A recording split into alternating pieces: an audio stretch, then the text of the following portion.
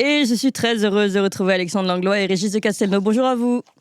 Bonjour Bonjour Clément. Clémence. Je suis un tout petit peu Parfait. en avant. Un petit décalage, c'est un peu comme notre vidéo et notre son, vous voyez. Alors, Alexandre Langlois, ancien policier et auteur de Essayer la démocratie au bal masqué de la Macronie, édition Talma. Régis de Castelnau, avocat, auteur du blog Vue du droit et de ce livre Une justice politique aux éditions L'Artilleur. Beaucoup de sujets, encore une fois, hein, on a du mal à faire le tri avec tout ce qu'on nous propose dans l'actualité. On va commencer par un petit peu de politique et cette motion de destitution d'Emmanuel Macron, qui était, je vous le rappelle, déposée par la France Insoumise et qui ne sera peut-être pas d'ailleurs jamais débattue à l'Assemblée, qui n'a pas été débattue mardi dernier. La conférence des présidents de l'Assemblée. Et là, figurez-vous, j'ignorais cette façon de faire. La conférence des présidents de l'Assemblée a jugé que le texte ne méritait pas d'être inscrit à l'ordre du jour. Donc tous les présidents des groupes politiques de gauche, socialistes, écologistes, communistes et insoumis, eux, ont voté pour que ce texte soit débattu. Mais Marine Le Pen s'est abstenue et le groupe Lyot a voté contre, tout comme Éric Ciotti. C'est pourquoi Mathilde Panot a dit « c'est Marine Le Pen qui, en quelque sorte, a sauvé Emmanuel Macron de la procédure de destitution ». Donc voilà, finalement, beaucoup de bruit pour rien, parce que cette destitution n'a même pas été débattue à l'Assemblée. Une petite réaction peut-être de chacun de vous pour commencer en politique. Allez, Régis de Castelnau. Oui, comme ça, comme on va pas être d'accord avec Alexandre, faut commencer la bataille. Cette procédure était grotesque, n'avait aucune chance d'aboutir. Elle n'avait qu'un objectif, un seul objectif. Et c'est pour ça que quand j'entends Madame Panot venir dire oui, le RN et le soutien, non, l'assurance vie du système, ah ouais, c'est bien. Hein. Vous avez voté pour Macron en 2017, oui. Vous avez voté pour Macron en 2022, vous l'avez sauvé en 2024, et maintenant vous essayez d'effacer les traces en disant regardez comment qu'on n'est pas trop opposants, nous, terribles. Hein. Et le motif qui est mis en avant pour cette procédure de destitution, c'est qu'il n'a pas choisi Lucie Castex. Moi, je veux bien, mais je veux dire, même en termes de manquement, c'est grave. On invente une règle. Le groupe, c'est pas le groupe, l'alliance électorale qui a le plus de députés doit être choisi. Ben non, on peut dire c'est le groupe le plus nombreux. Or là, c'est le RN. Donc tout ça, c'était une pantalonnade pour essayer d'apparaître comme un opposant résolu. Bon, cette procédure ne pouvait pas aboutir pour plein de raisons. Je rappelle déjà qu'il y en a une en application de ce nouveau texte qui est relativement récent. C'était contre François Hollande. Et là, Monsieur Bartolone, vous savez, Don Bartolone, si on l'appelait Don Bartolone, président de l'Assemblée nationale, si on l'appelait comme ça, c'est pas pour rien, n'est-ce pas, hein, par référence au parrain. Donc, il s'était opposé, lui, et ça n'avait même pas été discuté en commission des lois. Il s'était opposé à ce que ce soit simplement, enfin, que ça suive le cursus normal. Donc aujourd'hui, les socialistes viennent nous donner des leçons, alors que s'il y a bien quelqu'un qui avait violé la Constitution, c'est Monsieur Bartolone pour proposer Monsieur François Hollande. Donc non, tout ça, c'est du théâtre. Je pense pas que ça intéresse beaucoup les Français. Enfin, en tout cas, qu'ils pensent que ce soit bien utile. On est dans une situation extrêmement difficile, qu'elle soit politique, économique, sociale. On ferait mieux de se préoccuper et de s'occuper de ce qui se passe. Et je pense également, parce qu'on va en parler aujourd'hui, aux questions relatives à l'insécurité. Donc, oui, ça, on va en parler. Voilà. Bon, alors, je trouve que c'est pas très intéressant, ce genre de polémique. Oui, Alexandre Langlois. Effectivement, une petite nuance par rapport à Régis, sinon ce serait pas drôle, donc on commence comme ça. Moi, je trouve dommage qu'elle n'ait pas été votée, cette motion de censure. Effectivement, d'un point de vue légal, il y avait plein de motifs de voter des motions de censure, pas des motions de censure, des motions de destitution contre Emmanuel Macron. Ils ont choisi un truc bidon, bon, très bien. Par contre, de façon pragmatique, si jamais Emmanuel Macron avait été destitué, on aurait pu discuter d'autres choses et tourner une page. Par contre, ça montre bien une chose, c'est qu'aujourd'hui, tous nos partis politiques, quels qu'ils soient, nous font croire qu'il y a une diversité, une illusion de choix, alors qu'ils défendent tous un même système derrière. Voilà, parce qu'effectivement, comme l'a rappelé Régis, la béquille pendant les élections d'Emmanuel Macron, c'est tout ce qui est NFP, les filles, Parti socialiste, qui appellent à voter au candidat Macron, qui se désistent, privant le choix des électeurs. les électeurs étant limités dans leur choix. Ceux qui voulaient voter pour le NFP n'ont pas pu, par exemple, en 2024, dans certaines circonscriptions, et avec quelque chose de complètement accohérent en disant c'est pas grave, vous pourrez voter pour Monsieur Darmanin, pour Madame Borne. Donc voilà. Ouais. Donc ceux qui mettent en place le système, après, vont critiquer ceux qui maintiennent le système en place. Donc là, le RN, qui pour le coup aurait vu une carte à jouer, mais pareil, il va pas le faire. Donc pour des raisons des raisons fumeuses, j'allais dire, pour dire on n'est pas sûr de gagner l'élection, des calculs électoraux. Et puis on va revoir le même cirque se reproduire au moment de l'abrogation de la loi sur les retraites. Chacun va proposer sa motion et puis chacun va voter la sienne, mais pas celle de son voisin. Donc en fait, on est sur une espèce d'hypocrisie où chacun à tour de rôle sert le système pour que Macron se maintienne en place et sert de bouc émissaire. Parce que d'un côté, quand Macron ça l'arrange, aussi il change le motif de l'arc républicain. D'un côté, il y a les nazis, de l'autre côté, les antisémites. Et au final, lui, il est toujours au milieu en train d'arbitrer, mettre des horloges et bien rigoler dans son palais de l'Élysée. C'est marrant que vous mettiez les nazis et les antisémites dans deux cases différentes habituellement. Non, il a bien raison. Mais malheureusement, c'est le en même temps macronien. On arrive avec ça, je veux dire, on arrive avec des choses complètement lunaires. Oui. Non, mais évidemment, de toute façon, ces cases sont lunaires. Juste une petite chose, peut-être, Régis, parce que on considère que tout ça, ce soit des pantins qui agissent pour amuser la foule, très bien. Enfin, je parle des LFI. Mais quand même, Marine Le Pen, si elle avait voté, enfin, si ça avait pu être débattu, ça aurait pu devenir un peu plus sérieux, non? Donc, Marine Le Pen, qu'est-ce que ça lui coûtait de voter pour que ce soit débattu?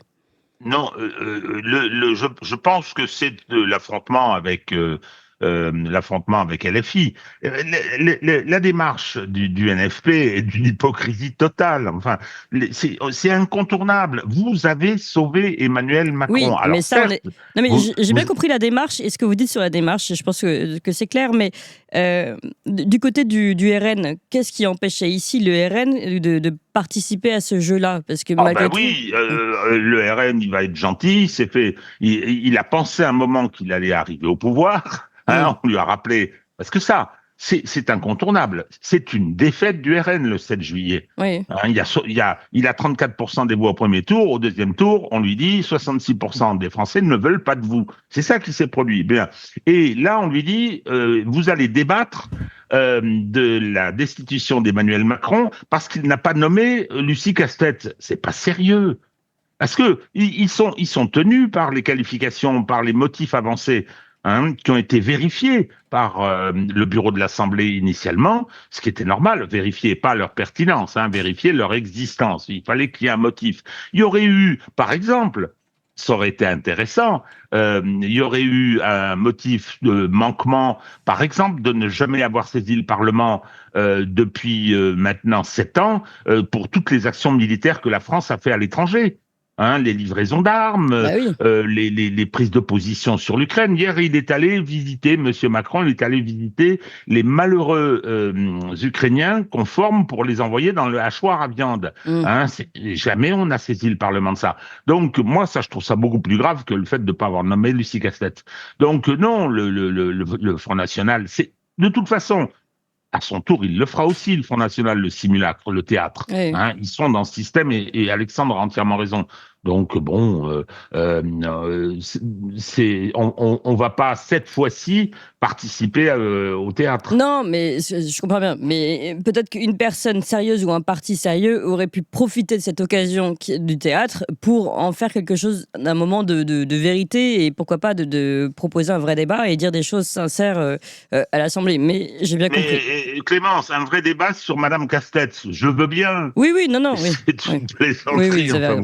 Non, mais après, par contre, ça aurait pu être un vrai débat. Donc, là, effectivement, je suis d'accord avec Régis, il y a plein d'autres motifs, l'armée, etc., on aurait pu saisir. Mais là, donc, du coup, moi où je suis en divergence de point de vue, c'est qu'on aurait pu se servir de cette farce pour destituer Emmanuel Macron. Et si Emmanuel Macron était destitué, en fait, Lucie Castet passait au second plan parce on avait des nouvelles élections.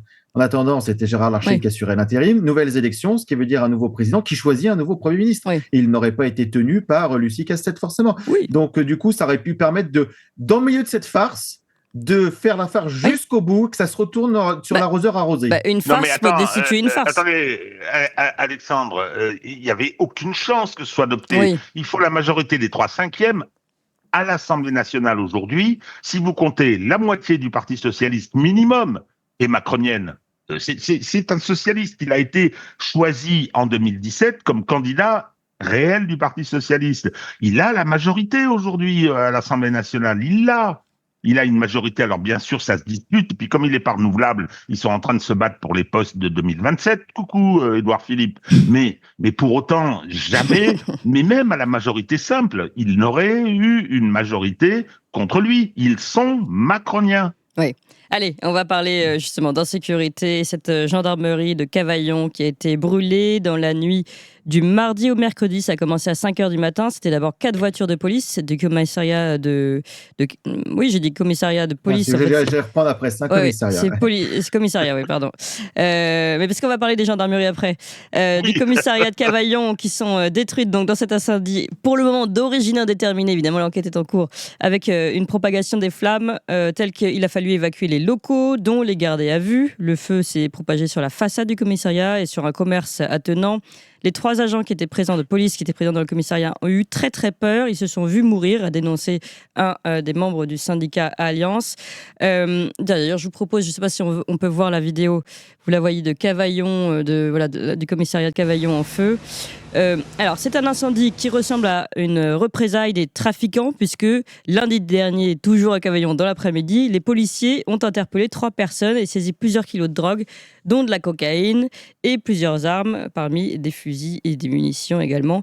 Donc, évidemment, ça ressemble un peu à un rappel à l'ordre des trafiquants. Alors, qui va gagner justement la bataille de l'ordre, on va dire, entre les trafiquants et le commissariat? Évidemment, depuis, on a entendu plusieurs ministres dire que nous n'avions pas peur, mais reste que les policiers sur place, eux, ont craint pour leur vie, et ça reste très inquiétant.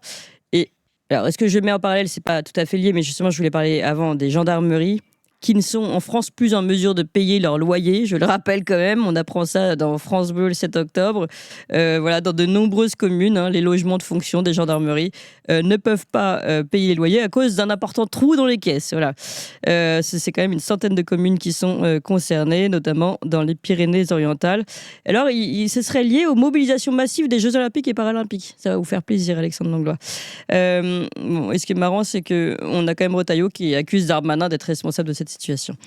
Alors, pour réagir à tout ça, on va commencer d'abord sur cet incendie et la guerre contre le trafic en drogue. Alexandre Langlois, je me tourne vers vous. Malheureusement, ça va être de pire en pire, parce qu'effectivement, les ministres ont beau jeu de dire on n'a pas peur, eux, ils sont planqués dans des ministères, derrière des gardes du corps, derrière des endroits à Paris où il y a 25% des effectifs de police déployés. Donc effectivement, eux, ils n'ont pas peur. Par contre, sur le terrain, c'est tout à fait différent parce qu'il y a 2 types de trafic de drogue. Il y a le trafic de drogue un petit peu futé, donc là, on n'est pas sur les futés. Je raconte les futés, parce que c'est une anecdote qui m'avait marqué. C'est une opération coup de poing où il y avait un trafic de drogue qui devait être démantelé avec, dans une cité, des CRS déployés, des moyens de PJ exceptionnels. Du coup, il y avait juste une personne qui ne s'est pas présentée comme un trafiquant de drogue, qui est allé voir les CRS, qui a dit vous êtes là jusqu'à quand? Voilà. Vous l'avez déjà raconté ça. Voilà, mais du coup, je veux dire, ceux-là ont attendu gentiment, sont repartis, ont continué leur business une fois que les caméras et les troupes étaient partis. Oui. Bon, maintenant il y a la deuxième version, c'est ceux qui sont dans l'affrontement direct. L'affrontement direct, je l'ai déjà vécu par exemple quand je l'ai vécu, j'ai des collègues qui l'ont vécu quand j'étais au syndicat et qui m'ont raconté ça et on s'était battu à l'époque. Il y a eu une opération coup de poing, c'était dans l'est de la France. Trafic de drogue démantelé. Donc pareil, la cavalerie débarque, la PJ, les CRS, le quartier est bouclé. Sauf qu'une fois que l'opération est terminée, les policiers locaux se retrouvent tout seuls. Oui, c'est ça. Et c'est eux qui se reprennent les représailles. Parce qu'en fait, c'est là où il y a un problème en France, c'est qu'on a les moyens de faire des opérations coup de poing, on n'a pas les moyens d'assurer la sécurité de la population au quotidien, y compris des policiers. Ce qui veut dire que là-bas, il y a un policier qui s'était fait blessé et attaqué devant le commissariat pendant qu'il rentrait sa voiture au parking, pendant qu'il était à l'interphone. Donc là, on est sur la même chose, un cran au-dessus, où les trafiquants attaquent le commissariat, ils le font brûler. Et à côté de ça, on a des déclarations de matamor, mais au final, dans les faits, il n'y a rien qui bouge. Il n'y a rien pour aider ces policiers au quotidien. Et puis, on voit bien, justement, c'est là où je mets cette histoire des commissariats. On sait que des gendarmeries, on sait que les commissariats aussi manquent tous de moyens. Alors, qu'est-ce qu'ils vont pouvoir faire pour aider ces pauvres policiers et les protéger un peu plus de représailles dangereuses de ces trafiquants de drogue? De rien. Il y a plusieurs solutions, plusieurs choses qui peuvent être faites. La première, c'était moi, j'avais été formé par quelqu'un de la BAC 93 quand j'étais à l'école de police. Ça m'a toujours marqué. Il m'a dit dans les années 80, c'était la police qui avait peur de rentrer dans les cités dans le 93. Et après, on a mis en place quelque chose où on rentrait par petites patrouilles. Et puis, par contre, on savait que quand on appelait, il y a la cavalerie qui arrivait dans les 5 minutes. Et en fait, au fur et à mesure qu'ils se faisaient taper sur les doigts, et à la fin, ils ont pu baisser le niveau derrière d'effectifs en renfort en se disant les trafiquants ne savaient plus s'il y avait à avoir les renforts ou pas. Et bénéfice du doute, Oui. ils venaient pas. Mais du coup, ça nécessite Oui, des moyens dans un premier temps. On est sur un bénéfice du doute quand même, hein, c'est pas non plus. Oui, mais au bout d'un moment, quand ils se sont pris, ça veut dire que pendant plusieurs années, il n'y avait pas de bénéfice du doute. Il y a la cavalerie qui débarque. Donc, en fait, il y a ce côté-là, il y a à remettre des effectifs. Les commissariats, je rappelle aussi pour les gendarmes, effectivement, c'est les JO qui ont grévé le budget, pareil pour la police, ceci dit, parce qu'il faut déplacer tout le monde. Mais la deuxième chose derrière, il y a Asselineau qui a fait un petit tweet qui est assez amusant, ça représente 12% du budget de l'aide à l'Ukraine, ou alors juste le coût de la cérémonie d'ouverture des JO, le loyer impayé des gendarmeries. Ce qui veut dire qu'il y a des choix politiques. On préfère le folklore, le paraître à l'extérieur, plutôt que d'aider chez nous, d'abord commencer par payer nos propres dettes. Donc voilà, ce qui met en difficulté derrière, je rappelle, c'est parce que ces loyers sont dus à des petites communes, à des petits bailleurs, ce qui met en difficulté tous des gens qui, eux, derrière, n'auront pas l'indulgence dont l'État peut bénéficier. Ouais. Autre chose également, pour revenir sur le sujet principal, les commissaires attaqués, donc remettre des policiers aux bons endroits. Ce que je disais en préambule, c'est qu'il y a 25% des policiers qui sont déployés sur Paris. Pour le coup, pour garder des portes, pour tout ça. Donc ça, c'est des effectifs qui pourraient être remplacés utilement par des caméras de surveillance. Non, parce que ça, c'est le paraître et les ordres de la République. Il faut qu'ils restent là parce que monsieur le ministre, madame la ministre veut voir des uniformes et des gens en garde à vous devant eux. Alors que ces effectifs pourraient être déployés très efficacement dans des petites communes et sur le territoire. Donc ça aussi, c'est aussi une volonté politique d'assurer leur propre sécurité, du paraître, parce que ça n'assure pas forcément plus de sécurité derrière, et de ne pas déployer sur le territoire. Voilà, donc en fait, il y a beaucoup de choses qui pourraient être faites, qui ne sont pas faites. Et puis derrière, bien évidemment, les opérations de communication, on a démantelé tant de trafic de drogue, tout ça. Peut-être aussi limiter la communication, limiter tout ce qui est marketing, j'allais dire, de mise en avance de l'image des politiques, parce que c'est ça. Derrière, les policiers n'ont pas besoin d'avoir du marketing de leurs opérations de police. Les habitants du coin savent bien ce qu'ils ont fait, leur travail. Oui. Du coup, on arrive à des choses assez lunaires, c'est-à-dire qu'on pourrait aussi diminuer la paperasse derrière, qui aussi libérerait des effectifs, ce qui n'est pas encore à l'ordre du jour. Donc la procédure, et d'ailleurs, ce qui ne va pas en s'améliorant, c'est qu'avant, on avait des spécialistes pour les gros trafics qui étaient la police judiciaire. Aujourd'hui, la police judiciaire est rattachée à la sécurité publique. Donc, en fait, il y a tout un ensemble qui fait qu'on a un discours, on a peur de rien, mais dans les faits, on fait tout pour que ça se passe très mal pour la police et donc, par ricochet, pour la population. Oui. Vous allez nous dire après, mais je vais d'abord donner la parole à Régis. Justement, si vous étiez ce policier-là, est-ce que vous auriez peur et à raison, je pense. Mais d'abord, attendez, on est extrêmement nombreux. Je crois qu'on est déjà en train de battre un record d'audience du matin, on va dire, à cette heure-là. Donc, merci infiniment à vous tous et surtout, accompagnez-nous avec des couleurs, des pouces, des cœurs et des étoiles sur les podcasts. Merci en tout cas à vous d'être si nombreux.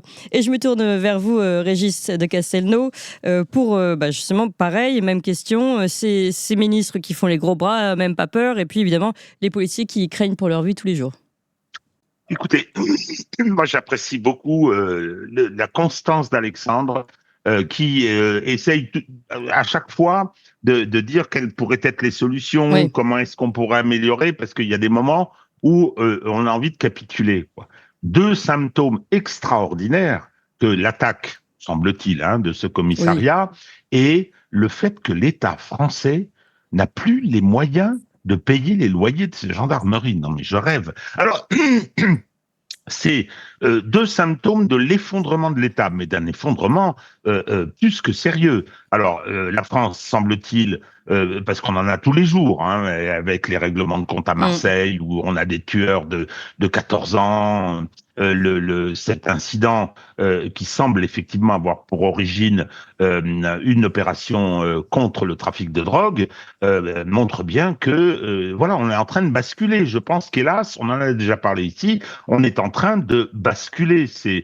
On est en train de labourer la mer en essayant de réprimer. Deuxièmement, les gendarmeries. Alors, il se trouve que dans ma carrière professionnelle, j'en ai construit pas mal des gendarmeries. Il y avait des procédures juridiques,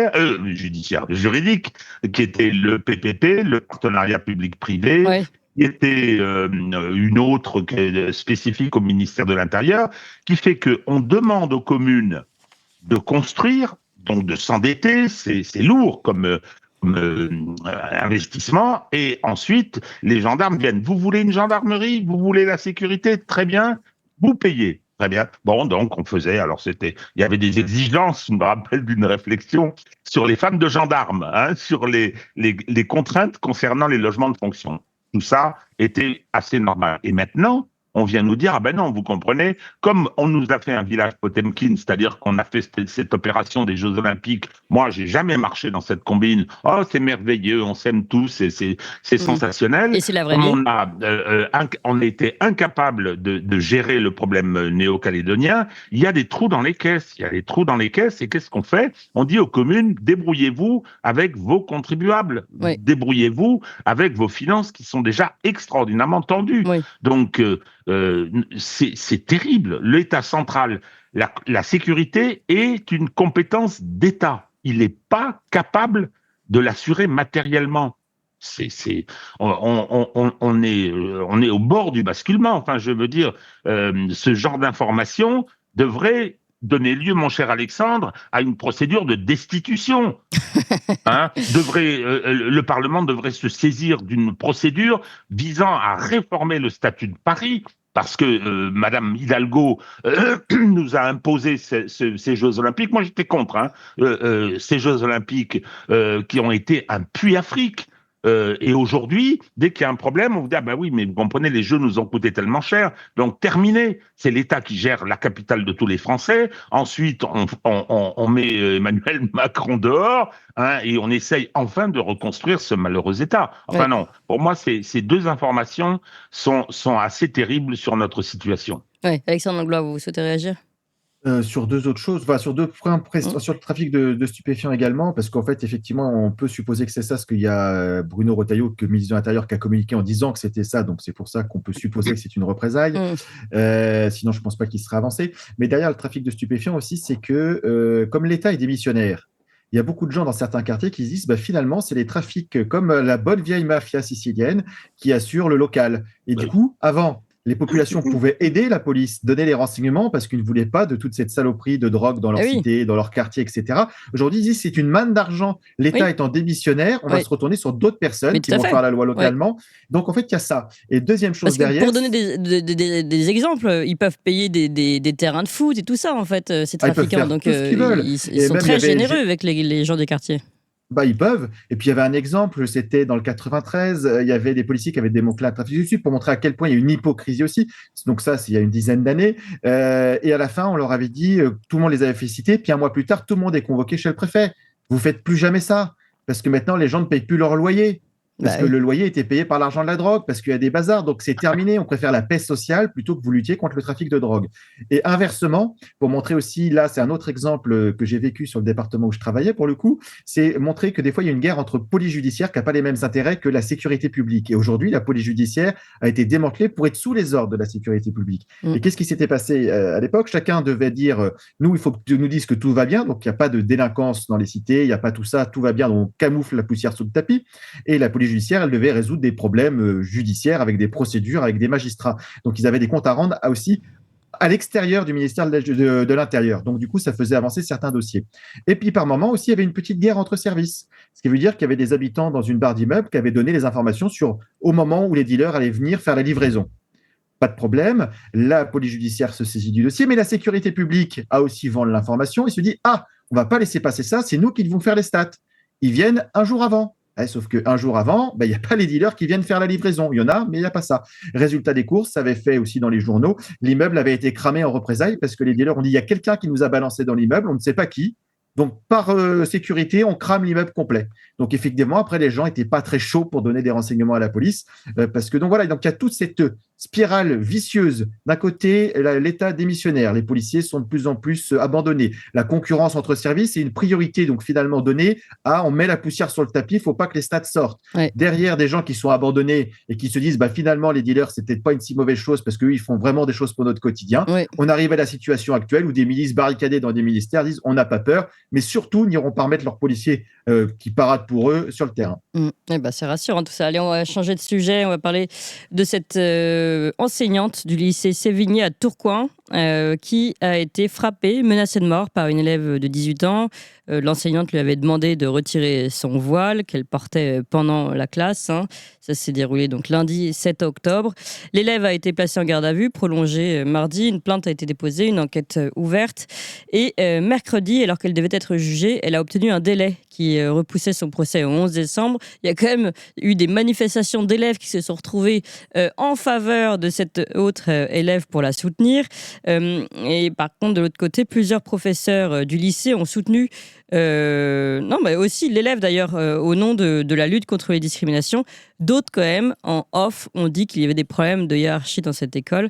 Donc c'est quand même assez troublant. Et tout ça, évidemment, alors on approche la date de l'hommage de la mort de Samuel Paty, décapité, je rappelle, le 16 octobre 2020. Donc une affaire pareille, un peu comme ce qu'on disait pour la drogue, qui est très très loin d'être réglée, et avec des faits qui ne font que se répéter et se faire écho les uns aux autres. Régis de Castelnau. C'est une affaire qui raconte l'état de notre société. J'ai essayé de m'intéresser aux faits eux-mêmes. J'ai l'impression que c'était une jeune fille de 18 ans, au lycée donc, et qui sortait de l'établissement et a mis son voile alors qu'elle n'était pas encore sortie. Donc il y a une enseignante qui est intervenue, le ton est monté et il y a eu un échange de coups, semble-t-il. Attention, j'ai essayé d'aller aux nouvelles. Alors on monte tout ça en épingle. Je ne sais pas si c'est si grave que ça, mais naturellement, immédiatement, il y a les réactions, il y a les professeurs qui soutiennent, mais on ne sait pas exactement comment. Il y a les élèves qui hurlent à la discrimination dans l'environnement français d'aujourd'hui. On sait très bien ce qu'il en est, mais ça raconte l'état de notre société. Ça raconte l'état de notre société. On a une société où l'immigration musulmane est extrêmement importante, où cette religion qui est particulière concernant un certain nombre de fonctionnements dans la vie de tous les jours, c'est une religion séculière, fait que on est incapable de maîtriser ça, on est incapable de le gérer, et on va de capitulation en capitulation. Donc cette professeure, elle est intervenue, elle a fait respecter les règles, elle s'est retrouvée brutalisée, il y a eu un échange de coups, et ensuite elle se retrouve stigmatisée. Moi, son avenir dans cet établissement, mais il est obéré. Rappelez-vous ce qui est arrivé à la petite Mila. Alors Mila, aujourd'hui, c'est des rives, bon, ça, je ne vais pas les approuver, mais à l'époque, lorsqu'elle avait été agressée, insultée, dès le départ, et qu'elle avait réagi à propos de la religion musulmane, ce qui était son droit le plus strict, mais elle a été déscolarisée. C'est-à-dire que le lycée a pris le parti de ceux qui l'avaient agressé. Oui. Donc, non, malheureusement, c'est le fruit de décisions politiques anciennes. On va demander à Monsieur Stefanini ce qu'il en pense. On se retrouve, mais ce que je trouve terrible dans la situation qu'on vit aujourd'hui en France, c'est que tous les jours, on a les conséquences d'une dérive politique qui a maintenant 40 ans. Alors naturellement les finances publiques, mais le problème religieux, le problème sécuritaire, enfin, je veux dire, le problème financier, n'en parlons pas, c'est terrible. Et Alexandre, je me tourne vers toi, et toujours pas de destitution. Au contraire, le 7 juillet, le peuple français, par l'intermédiaire de son vote, a décidé de sauver Macron. Moi, les bras m'en tombent, donc je suis un petit peu... Je sais pas, ça doit être l'automne, j'ai une phase pessimiste là. D'accord. Allez, Alexandre Langlois. Sur tous ces sujets, en fait, on est en train de chaque fois chercher la petite bête du légalisme et tout ça, plutôt que de prendre des solutions simples. Parce que du coup, à partir de quel moment la personne n'est plus censée être dans l'éducation nationale? Je veux dire, pour un élève, est-ce que c'est au moment où la sonnerie sonne ou est-ce qu'il sort de l'établissement? Enfin, on peut toujours chipoter sur à quel moment, la discrimination. Bon, du coup, il y a quelque chose qui serait très intéressant, c'est si chaque élève avait un uniforme. Voilà, ça résout le problème. On vient avec l'uniforme à l'école, on repart avec. Les parents, donc ça règle le problème Oui, des mais non, ça règle pas le problème du voile. Elle mettrait son voile au-dessus de son uniforme non, ou son l'uniforme, en fait, abaya en quand on a un sortant. uniforme, on va avoir un uniforme complet. Je prends par exemple l'uniforme de police. L'uniforme de police, quand quelqu'un le met, il peut pas rajouter ou enlever quelque chose selon son bon vouloir. Oui, Si mais on le ça, met dans là, l'anti... là, la question c'était, enfin, d'après votre première question, c'était est-ce qu'elle avait franchi les grilles ou pas, est-ce qu'elle Non, était en mais train de sortir? ça, c'est parce que c'est pour dire qu'on peut chipoter, que même Oui. si on résout le problème cette fois-ci, la prochaine fois, il y a quelqu'un Hmm. d'autre qui dira, ah, mais oui, on peut encore interpréter comme ça. Donc, on aura toujours on peut toujours repousser les limites de l'interprétation et du chipotage. Si jamais une personne on met des uniformes à l'école, bah, tout le monde a un uniforme, ça règle le problème du prosélytisme religieux pour tout le monde. Ensuite, la deuxième chose que ça règle aussi, ça règle ensuite les problèmes des fois de harcèlement où les gens sont harcelés parce que, ah, t'as vu, lui, il a pas des Nike, il a pas le Hmm. dernier Lewis, il a pas la dernière marque. Bien Tout le sûr. monde est pareil. Et ce qui veut dire que les parents derrière aussi sont contents parce que, bah, du coup, les endroits où il y a eu des expériences sur ça disent, bah oui, mais comme ça, on a 3 tenues, mes enfants n'ont jamais eu des vêtements d'aussi bonne qualité et tout le monde est égal à l'école. Et là, pour le coup, c'est bien l'égalité qui serait prônée. Donc ça, ce serait bien. Bon, par contre, ce serait trop simple parce qu'on pourrait plus chipoter. La deuxième chose derrière, sur le principe de la laïcité. La laïcité à l'école, il n'y a pas de prosélytisme religieux. Donc après, on rentre dans tous des débats. Est-ce que le voile est fait du prosélytisme religieux ou est-ce que c'est juste un morceau de vêtement? Donc voilà, donc on peut, derrière, vous voyez que si on rentre dans les débats internes, on ne va pas aller plus loin. Par contre, après, ce qui se passe, quel que soit le débat, c'est qu'il y a un professeur qui a été, son autorité a été remise en cause.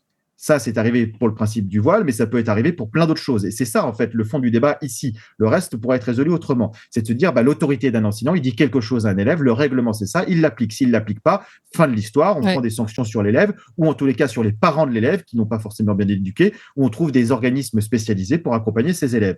Donc, il y a plein de choses qui pourraient être faites, et ça, derrière, l'éducation nationale, comme le reste de la fonction publique, n'a pas de sous pour accompagner ça et préfère choisir faire le canard en disant on ferme les yeux, on fait l'autruche, ça coûte moins cher. Mais Alexandre, Euh, là, le problème, c'est que cette autorité, elle est bafouée même par d'autres professeurs qui ont soutenu l'élève. Donc, mais si vous voulez, tout est parce qu'on leur cassé. laisse la possibilité de le faire. Maintenant, on dit il y a un système pyramidal, c'est terminé, on fait comme ça. Et là, s'il y a des élèves il y a des syndicats qui peuvent être dans le rôle, mais là, c'est pas c'est des profs. Donc après, au bout d'un moment, il y a aussi cette solidarité qu'il faudrait peut-être remettre en place. Mais aussi, la solidarité entre fonctionnaires a été cassée parce qu'on préfère des fonctionnaires divisés qu'unis. Donc aujourd'hui, les dirigeants sont contents de cette situation de fonctionnaires qui ne sont pas ensemble. Parce que pendant qu'ils se battent pour savoir pour ou contre le professeur qui a été molesté, bah, du coup, on ne débat pas des conditions de carrière, on ne débat pas des programmes, on ne débat pas de toutes les choses les plus essentielles pour des enseignants et pour les élèves qui doivent accompagner tout au long de l'année. Donc en fait, c'est de petits chiffres rouges qu'on agite dans un coin pour faire débat de société qu'on ne veut pas régler parce qu'on pourrait le régler simplement, mais derrière, on remet l'autorité du professeur. Je veux dire, sans aller aux instituteurs de la Troisième République, mais je reprends ça, mes arrière-grands-parents disaient en Bretagne, les instituteurs, les hussards noirs de la République. Bah oui. On parle plus breton en Bretagne quasiment parce que dès qu'on parlait breton à l'école, c'était coup de règle sur les doigts. Donc je ne dis pas qu'il faut en arriver là, mais je veux dire, il y a un juste milieu en disant si l'État veut rétablir l'autorité, on pourrait trouver des moyens modernes d'éducation pour arriver à rétablir cette autorité. Et c'est pas la violence ne résout pas tout, bien au-delà. Et donc maintenant, il y a des moyens d'éducation qu'on connaît pour accompagner ça et pour faire respecter l'autorité. Et derrière, petite pique quand même, parce que ça s'est passé à Tourcoing, ce qui était rigolo, c'est qu'on a eu un très beau discours d'un nouveau député, M. Darmanin, qui critique a priori l'action d'un ministre de l'Intérieur précédent. Donc voilà, donc ça c'était drôle parce que c'était lui-même, mais M. Darmanin a l'habitude. Il avait également défilé à l'époque avec les syndicats de police contre son action devant l'Assemblée nationale. Donc c'était voilà, donc il est habitué à s'autocritiquer, mais sans s'en rendre compte. Donc on est en même temps rigolo. Et derrière aussi, ce qu'il faut creuser, parce que ça on avait fait, quand on parlait de Samuel Paty, c'était le département où je travaillais et on avait suivi ça aussi derrière, c'est qu'à l'époque, l'histoire avait commencé par une manifestation de parents d'élèves. C'était pas commencé sur quelque chose sur le prosélytisme religieux. Et donc, c'était pas les bons services de police qui avaient été intervenus dès le départ. Donc, il y a aussi cette petite case derrière, savoir comment derrière c'est suivi, savoir s'il y a d'autres personnes qui manipulent cette histoire derrière et qui sont aussi des gens à chercher qui peuvent être dangereux pour le vivre ensemble. Et ça, ce n'est pas encore creusé. Ouais, d'ailleurs, on reviendra sur l'affaire Samuel Paty autour de le triste anniversaire de sa mort le 16 octobre. Parce qu'il y a beaucoup de choses à dire, des nouveaux documentaires, de nouvelles informations. Ouais. Clément, sur l'affaire Samuel Paty, lorsqu'on se penche sur le déroulement du dossier, on s'aperçoit que le corps enseignant a été en dessous de tout. Oui. Il a été laissé seul, confronté, y compris avec la fin terrible, à une solitude absolument incroyable. Mon cher, les salles des profs sont connues, hein, c'est-à-dire que c'est le règne de la bien-pensance et des belles âmes. Ils votent tous Emmanuel Macron, ces gens-là. faut pas se raconter d'histoire. Non, pas tous. Donc, oui, pas tous. Enfin, massivement, oui. Mais disons Massivement. que peut-être que ceux qui osent parler tout fort sont ceux qui vont dans Voilà, le non, bon mais sens. il y a une sociologie assez particulière. Alors, je vais pas me faire beaucoup d'amis avec ça. Non, je pense que on a un problème. Rappelez-vous dans ce collège où un gendarme en retraite avait été envoyé pour prendre le poste. Il était en retraite pour prendre le poste de surveillant général. On appelait ça comme ça à mon époque, hein. Mais ça avait été un tollé. Vous vous rendez compte? On nous envoie des militaires. C'était un gendarme en retraite. Et il avait fallu, enfin, il n'était pas venu finalement. Hein, cette nomination avait été annulée. Donc, bon, moi, je pense qu'on a là aussi un énorme problème. Un énorme problème. Oui, tiens, vous avez fait réagir. J'ai des professeurs qui réagissent sur le chat et qui disent que eux, ils sont pas macronistes, vous voyez, donc ça existe. Je vais juste rebondir sur ça parce que le bulletin de vote est secret, c'est-à-dire qu'il peut y avoir des idées générales, etc. Mais je me suis longtemps battu dans la police où tout le monde disait la police vote ci ou vote ça, mais au final, le bulletin de vote est secret. Il est dans l'urne, chacun est face à ses propres responsabilités. Donc, on a des sondages, mais vu ce que j'accorde comme valeur aux sondages et aux études dites représentatives sur quelques centaines de personnes, voilà, donc c'est ceux qui parlent le plus fort, je suis d'accord avec Clément, sont souvent les macronistes. Mais est-ce que pour autant ils sont les plus nombreux? C'est moins sûr. Oui, c'est possible. Allez, on va parler d'un autre sujet intéressant, puisqu'il y a pareil, il y a un écho d'actualité. Le téléphone en prison. Alors, je ne sais pas si vous le saviez, mais depuis le 1er mai dernier, les détenus en semi-liberté des prisons de Montargis et de Besançon peuvent utiliser leur téléphone. Le téléphone est autorisé, téléphone portable, je précise. Ils peuvent l'utiliser librement depuis leur cellule. Une expérimentation qui fait polémique, on peut le comprendre, quelques jours après le drame de Marseille, où quand même, je le rappelle, un tueur à gages de 14 ans a été recruté sur les réseaux sociaux par son téléphone. Et donc, évidemment, ça provoque l'indignation du personnel pénitentiaire, et pas que d'ailleurs. Et alors, autre histoire en écho, on va dire, c'est que le 8 octobre dernier sur RTL, il y a un auditeur qui a pris la parole dans Les auditeurs ont la parole sur RTL. Il se trouve que cet auditeur, c'était un prisonnier. Alors lui, pour le coup, il ne fait pas partie de la prison de Montargis et Besançon, donc il a juste un téléphone qu'il cache. Et il explique d'ailleurs ce qu'il fait avec son téléphone depuis sa cellule. Je propose d'écouter.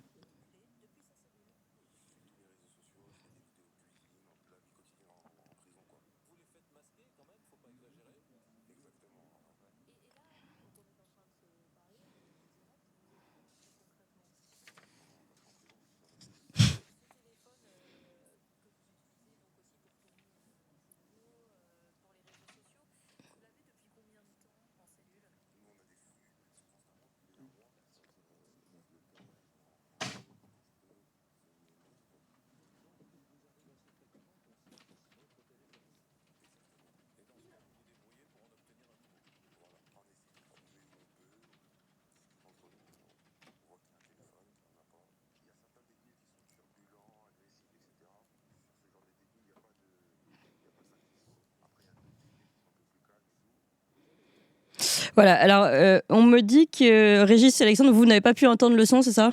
Et moi j'ai entendu. Moi j'ai entendu. Ah bon, donc tout le monde a entendu. Non, c'est les auditeurs peut-être qui n'ont pas entendu, visiblement. Il y a eu un souci. Zut alors. Oui, c'est quand même. Alors je vais tout de suite vous le décrire. C'est dommage. On vous mettra, si vous voulez, l'extrait en dessous de cette vidéo avec un lien.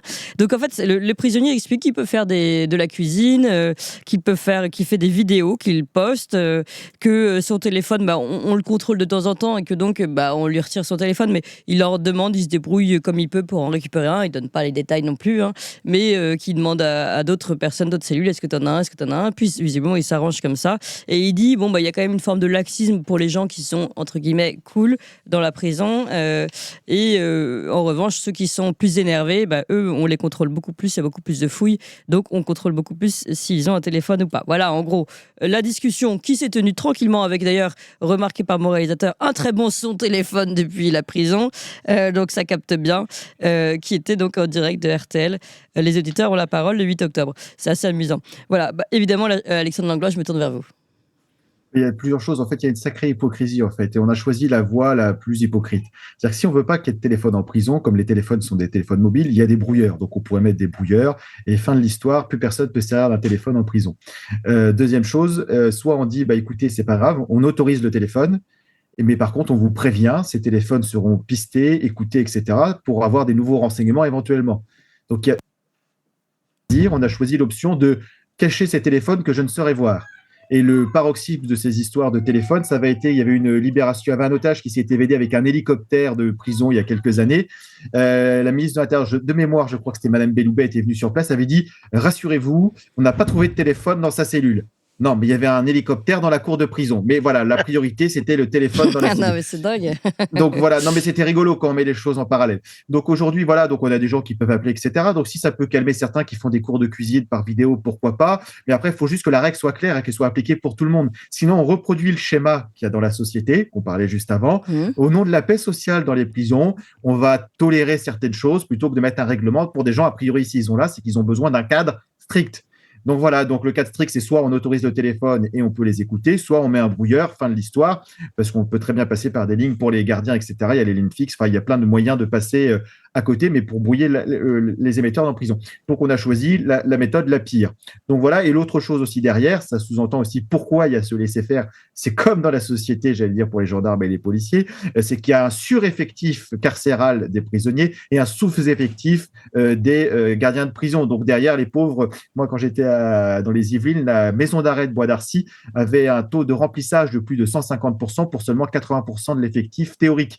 Donc, je veux dire, à part quand les ministres passaient où on pouvait manger par terre, le reste du temps, c'était la guerre tout le temps, je veux dire. Et c'était une maison d'arrêt, c'est-à-dire des gens qui avaient commis des délits, ce n'étaient pas des criminels. Donc, le bas du panier qui va en prison. Donc, je veux dire, voilà. Donc, il y a tout cet ensemble qui fait, au final, une démission généralisée. Et maintenant, on va avoir des offuscations plutôt que de chercher des façons pratiques de régler la situation. Ouais, bien compris. Régis. Et c'est une question qui est très compliquée parce que on vit aujourd'hui dans une société totalement cybernétique, c'est-à-dire qu'il y a des téléphones, on communique, on travaille à distance, n'est-ce pas Alexandre? Là, on est chez nous, devant des caméras. En prison, c'est très facile d'avoir des téléphones. Il y a beaucoup de choses qui circulent. D'abord, il y a les gardiens ont besoin de la paix sociale dans une enceinte de prison parce que effectivement c'est un zoo, une prison. Donc il y a la question aussi, c'est pas une petite question, il y a la question des relations avec les avocats qui sont confidentiel. Là, ça vous C'est-à-dire concerne. que, effectivement, on peut mettre en place des systèmes d'écoute. On pourra demander, je pense que c'est ce qui arrivera à l'intelligence artificielle de gérer un certain nombre de choses. Parce que ça fait des données extraordinairement importantes si on enregistre tout ça. On peut brouiller. Je sais pas. Je sais pas comment est-ce qu'il faut organiser ça. Régis, juste pardon. Moi, le détenu qui fait des recettes de cuisine, etc. Dans le principe, ça ne me choque pas parce que manifestement, on a affaire à quelqu'un qui s'organise et dont on peut espérer que à sa sortie, s'il sort à sa sortie, il sera plus facile à réinsérer. Mais il y a aussi dans l'opinion publique le sentiment que la prison, ça doit être une punition, et c'est le cas, ça doit être une punition. Donc il y a tout un tas de choses de la vie courante dont on ne doit pas disposer, à commencer par la liberté d'aller et venir. Donc ce sont des questions qui sont délicates, mais malheureusement faute de moyens, et comme Alexandre vient de le dire, surpopulation des prisons parce qu'on est contraint par toute une réglementation internationale de construire ces prisons à proximité des centres urbains pour que les familles puissent venir voir les détenus. On n'a pas le droit de les construire où on veut. Et dès qu'il y a un projet de prison, c'est une levée de bouclier dans l'environnement immédiat. C'est ce que je peux comprendre d'ailleurs. Non, je pense que malheureusement, la crise de l'État s'exprime là aussi sur ce terrain-là. Alors bon, le brouillage, j'ai un garage où je vais faire de temps en temps réviser ma voiture ou faire les contrôles techniques. J'étais surpris, je n'arrivais pas à pouvoir me servir de mon smartphone. On m'a dit, ah ben oui, mais attendez, il y a la prison juste derrière, donc c'est brouillé. On peut pas s'en servir. Non. Bah là, visiblement, c'était pas si brouillé que ça, parce que vous voyez que le son était parfait. Oui, totalement. Hein. Non, mais ça, c'est impressionnant. Oui. Cette séquence est impressionnante, ouais. Y compris dans sa part positive. Oui, que parce c'est qu'il fait vrai que des trucs de cuisine, donc il s'organise, comme vous dites, et on se dit plus tard, il va peut-être pas, s'il est content dans sa cuisine, il sera peut-être content de pas aller recommencer à faire non, et puis n'importe quoi. attendez, s'il est en cage, si, je veux dire, on lui donne le moyen un petit peu d'avoir quelques espaces pour sortir de la cage, il peut regarder par sa fenêtre, c'est peut-être une bonne chose. Et je pense, je sais pas ce qu'en pensent les gardiens, parce que, mais je pense que eux qui souhaitent la paix sociale, enfin sociale, c'est pas le bon terme, en prison, Mmh. les gardiens doivent y être favorables, hein. Oui, mais là, Alexandre Langlois va vous dire, je connais maintenant son discours, qu'il y a une solution parfaite pour ça, c'est de les faire travailler dans un système de travail qui soit finalement avec un Collectif. retour sur investissement et qui leur apprenne en plus un métier pour plus tard, enfin, Alexandre. Oui, c'est ça, c'est l'exemple des prisons. J'allais dire, c'est juste, il y avait 2 points. Donc, juste pour les confidentialités des coups de téléphone aux avocats, je pense que c'est déjà le cas et que j'espère que les avocats n'utilisent pas les téléphones volés et cachés en cellule pour faire leur communication avec leurs Tiens, clients. tiens, tiens, Ah tiens, si bah aussi, non, voyons. mais bon, voilà. Mais donc, du coup, ça réglerait aussi un problème pour éviter que des avocats soient pris en flagrant délit d'utiliser des téléphones qui ne sont pas à usage de relation avec leur avocat et leurs clients. Bon, mais c'était la petite boutade. Ça, c'est la boutade entre le policier et Oui, mais l'avocat, hein. moi, je la prends très bien, cette Je boutade. me sais bien, c'est vrai que c'est pas dit. Et la deuxième chose, après, voilà, il y a le système carcéral français. Effectivement, il y a une surpopulation carcérale. Mais il faut dire qu'en France aussi, on fait la punition, mais on prépare pas à la réinsertion. Ce qui veut dire que derrière, il y a 66% de gens qui sont passés en prison qui récidivent.